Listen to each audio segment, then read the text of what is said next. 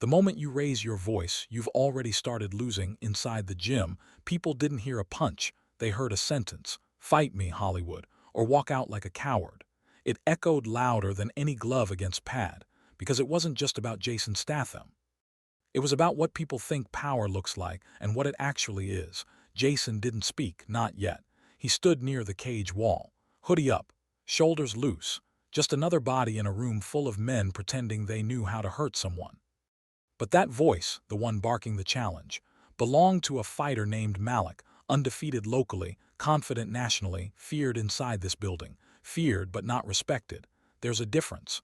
One you don't understand until it's too late. It started 30 minutes earlier. Jason had slipped into the gym quietly, same as he always did.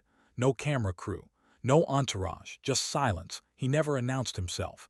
But even silence has a weight when it belongs to someone who knows what stillness can do. He stood in the back watching, not judging, just observing. A kid was struggling on the mat, maybe 16, too thin, too tense, throwing sloppy jabs into a pad held half-heartedly by a coach scrolling through his phone. The punches weren't the problem, the rhythm was. Jason stepped closer. "Drop your shoulders," he said calmly. The kid looked up, wide-eyed, startled. Jason nodded toward his feet. "You're standing like you're afraid to fall. Pivot, breathe slower." The kid adjusted. One strike, two, clean. Jason stepped back, but the coach had already noticed, and behind him, so had Malik. Malik was the gym star. Local king, showstopper, the kind of guy who flexed during warm-ups and shouted during cooldowns. He saw Jason coaching the kid and tossed his mitts to the floor. He walked across the gym like he owned it, stopped in front of Jason. "You training kids now, movie man?" Jason didn't look away. Helping him stand straighter. Malik laughed, loud, forced. "You think that means anything in here? That belt you wear in movies, it doesn't matter on real mats." Jason held his gaze. "Then teach your students like it does." That line cracked the room, not because it was loud. Because it was true. Malik's smirk faltered. He stared, stepped forward, got too close. "This is my house. You want a coach? Step in the cage." He threw his gloves on the mat. The sound was a challenge. Phones lifted, breathing slowed. No bell needed, the room had already shifted. Jason looked down at the gloves, then up again. His voice was calm. "You want to fight a man who's not fighting you." Malik didn't blink. "I want people to see who you really are." Jason paused, then said something no one expected. "You're not ready." The gym froze. Because everyone knew what that meant and what it didn't. Jason wasn't saying he couldn't fight. He was saying he didn't have to. But Malik was too far gone. The ego never wants quiet. It needs noise. It needs a crowd. It needs validation. He stepped forward again. Too close. He shoved Jason. Hard. The sound of shoes dragging across the mat was louder than any punch. Jason stepped back. Not from fear, from calculation. That's the difference between fighters and performers. One is watching his opponent, the other is watching the crowd. Jason looked down slowly. "Back up. Last chance," he said. "Leave it." But Malik had already committed. He needed this. He needed to win something, not in the cage but in the room. So Jason picked up the gloves, slipped them on, and silence dropped over the gym like a curtain. This wasn't a scene. It was a lesson. And Malik didn't know. He just signed up to be the example. The crowd pressed in. Some were smiling, some were filming. A few had already moved their bets over. They thought they knew what was coming. They didn't. Because no one saw what Jason saw. So what was he seeing? Well, before we dive into it, if you're enjoying this story and love such dramas, don't forget to hit that subscribe button. Every new subscriber keeps me motivated to dig deeper, uncover more wild stories, and bring you even crazier content. Your support means everything. It's what keeps this channel going strong. And trust me, there's plenty more chaos coming your way. Back to the story. Jason wasn't fighting Malik's body. He was fighting Malik's illusion. The bell didn't ring, but Jason stepped in anyway. Not with swagger. Not with theatrics, with intent. Malik bounced in place, loose and grinning. "Let's see if Hollywood hits back." Jason said nothing. He didn't need to. The first blow was Malik's. A jab, sharp, fast. Jason slipped it barely. Another came. Jason blocked, pivoted, no return fire. Just distance, just rhythm, just control. That's when the gym started whispering. Because Jason wasn't striking. He was measuring, watching Malik's breathing, watching how fast he rushed in, watching how badly he wanted to dominate. Jason wasn't defending. He was collecting data. Malik fired again. A hook this time. Jason rolled under it, countered with a tap to the ribs. Light, surgical, not meant to hurt, meant to signal. Malik felt it and his grin faltered. The crowd shifted. Coaches whispered. Because now they could feel it too. This wasn't a movie. This wasn't a stunt. This was a dismantling in real time. Jason finally stepped in, one strike. Elbow tight, clean. Malik blinked. Jason circled. Low kick, sharp. Malik staggered. The crowd gasped, not because it was dramatic, because it was exact. Jason's footwork never changed. Same rhythm, same calm, same breathing. Malik swung wildly now. Desperate, Jason stepped inside the storm. Hook to the liver, knee to the thigh. Malik dropped a level. Jason turned, sweep. Malik hit the mat hard, but Jason didn't finish. He stepped back, hands low, eyes calm. And he waited. Malik rose, shaking, breathing hard, eyes darting. Confidence leaking out with every heartbeat. Jason didn't move, just said, "You're not ready." And that was worse than a knockout, because it was the truth, delivered without force, without rage. Without needing anyone to clap. Malik rushed again. Jason moved once. A single elbow, right across the temple. Malik dropped flat, no dramatic twist, just stillness. Jason stood over him, not triumphant, not angry, just finished. He turned to the crowd, but he didn't speak. He didn't explain. He just walked back toward the wall, same hoodie, same silence, and the room finally understood. Power doesn't speak, it waits, and when it moves, it doesn't miss. The gym didn't speak for a long time. Jason was already gone by the time Malik sat up. Blood trickled from his nose. His hands pressed into the mat. He was upright, but not because he had strength left, because no one helped him. The fighters who usually slapped his back in victory, silent. The coaches who'd once called him the face of Apex. Now busy with other things, staring at phones, walking away, pretending the moment didn't happen. It wasn't just that he lost, it was how. Jason didn't taunt him, didn't yell, didn't flex over the body. He struck, stopped, left. That's what humiliated Malik most. Jason didn't even consider him a threat worth finishing. The medic knelt beside him. "Any dizziness?" Malik shook his head. "I'm fine." But his voice cracked. Not from pain, from shame. He looked around, hoping to see someone still on his side. Instead, he saw Raoul, the kid Jason had helped earlier, standing near the cage wall, wide-eyed, still frozen. Malik's gaze dropped first. Later that night, Malik sat in the locker room with his hoodie pulled low, hands trembling. Not from damage, from everything else. His phone buzzed. Messages coming in from teammates, friends, strangers, some supportive, most not. "Yo, Jason folded you and didn't even raise his voice. Bro, you got taught like a student. He didn't even fight angry. That's worse." He opened the video clip, watched himself shove Jason. Heard the gym go quiet, saw the elbow, saw himself fall. He paused it right there. On his back, eyes blinking, jaw hanging open. The exact moment when everything collapsed. He watched it again and again, until he understood it wasn't the shot.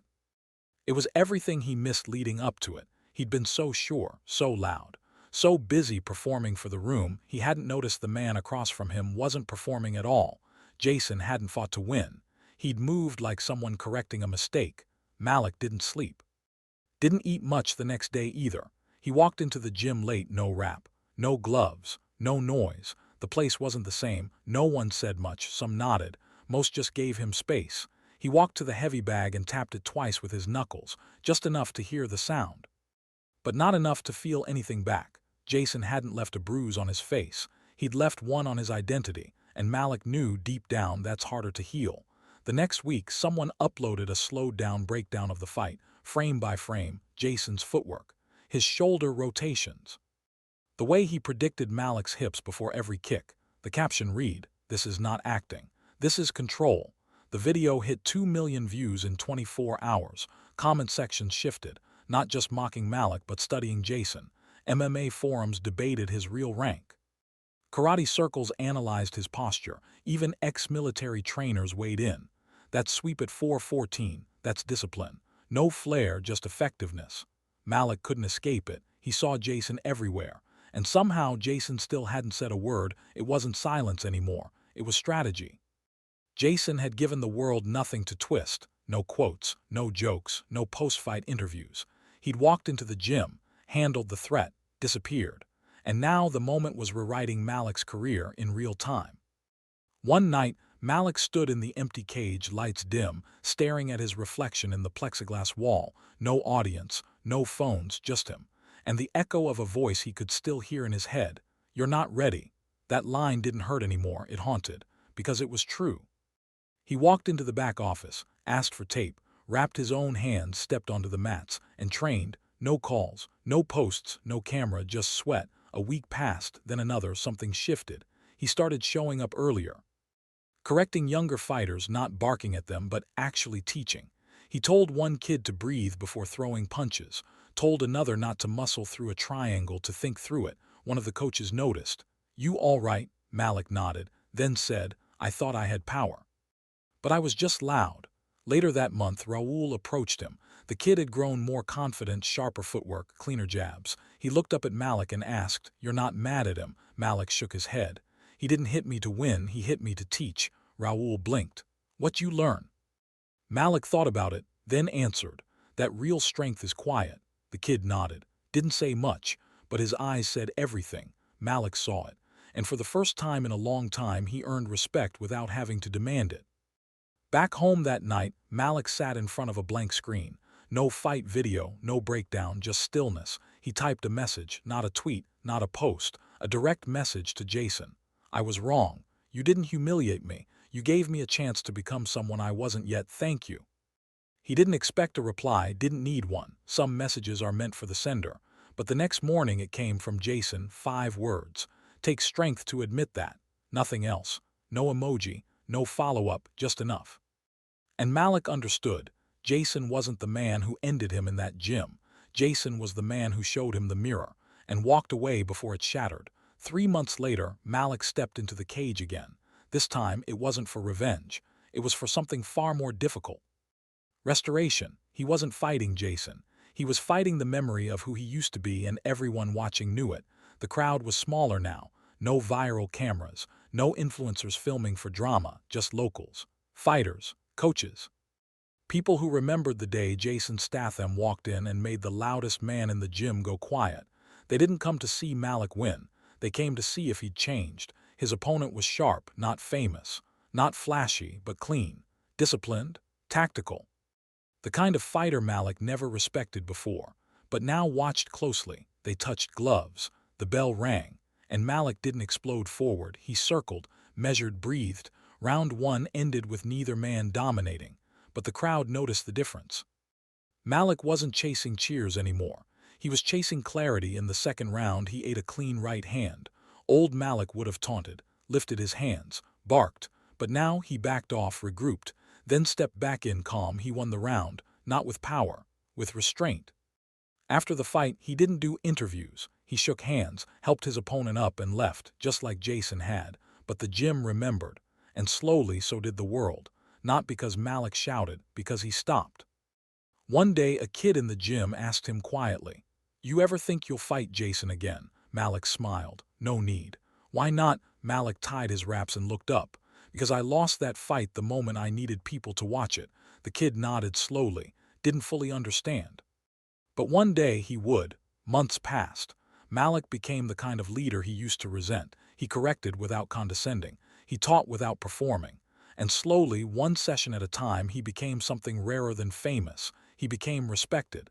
Then one day, Jason returned. No announcement, no fanfare, just a quiet figure at the back of the room again. Same hoodie, same stance. The room shifted subtly, not because of fear, because of recognition. Malik saw him immediately, but didn't stop training. He finished the round, helped his sparring partner up. Then walked over. Jason nodded once. Malik returned it. Neither man smiled, but the respect was thick enough to feel in the air. "You're walking different," Jason said. Malik shrugged. "Got rid of some weight." Jason raised an eyebrow. "Ego?" Malik nodded. Jason looked around. "Looks lighter in here." They didn't talk much, but later that night the gym posted a photo. Jason and Malik standing side by side, both in hoodies, no gloves, no pose, just presence. The caption read, "Some fights only make sense years later." The comments poured in. "Didn't expect this. Love to see it. Respect is earned in silence." Jason's face says it all. Man came full circle. One comment stood out. It wasn't from Jason or Malik, just a regular follower. "This is the real sequel." The part where the student isn't angry anymore, he's grateful. Jason didn't reply to the post, but 2 weeks later he sent a message. It wasn't public, it wasn't long, just this: "You didn't regret losing, you regretted who you were before it." Malik read it twice, then sent back, "You were right, I wasn't ready but I am now." No response. And none needed, because the point was never to be equals. It was to listen when someone stronger shows you the truth. That truth. It doesn't roar, it doesn't bark, it doesn't wave for the cameras, it waits. And when you're finally still enough to hear it, it hits harder than any punch. Final reflection: in the end, the lesson wasn't in the knockout. It was in what Jason didn't do. He didn't perform. He didn't punish. He didn't make it a spectacle. He taught by doing, then left before anyone could turn it into a headline. That's real control. That's real power. Not the ability to hit someone harder, but the ability to let them fall just hard enough to learn and still be able to stand again.